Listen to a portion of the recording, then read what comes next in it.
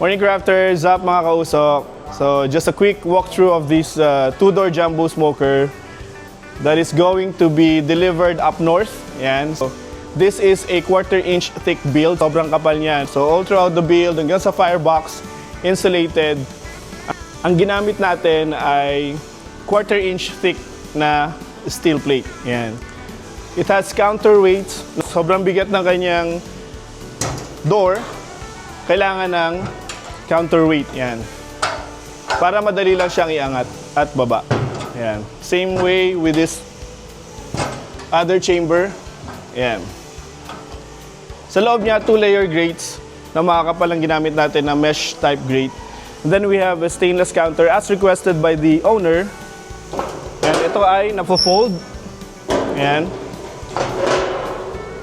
It's about 14 inches in width. So medyo nagtitake siya ng space. Pag hindi kailangan, pwede namang i-fold yung counter. Of course, ito yung mga grates natin hindi nakalagay kasi inayos sila kanina.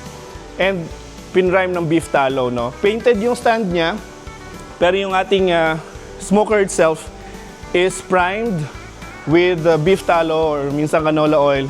And then of course, ano lang, initial priming lang to. Yung end user, Sir Kevin, ay ipaprime niya ulit to with his own oil. Ayan.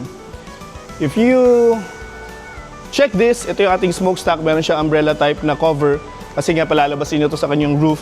Pero meron pa rin siyang damper that closes the smokestack.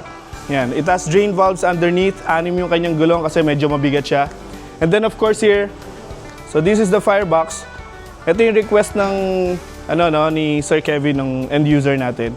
It has step na lever, pero yung dulo, pag itinulak mo siya, it will shut the door completely.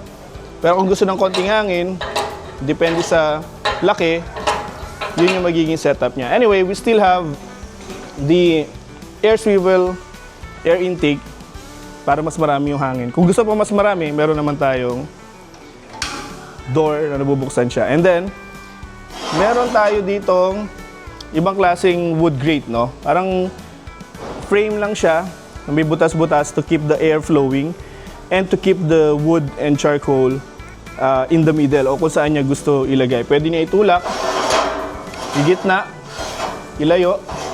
Yan, so that's the wood frame. Yan. Gawa din siya sa 1/4 inch thick plate. Yan. So this is the jumbo smoker and will be delivered by next week. All right? Thank you for watching and smoke on.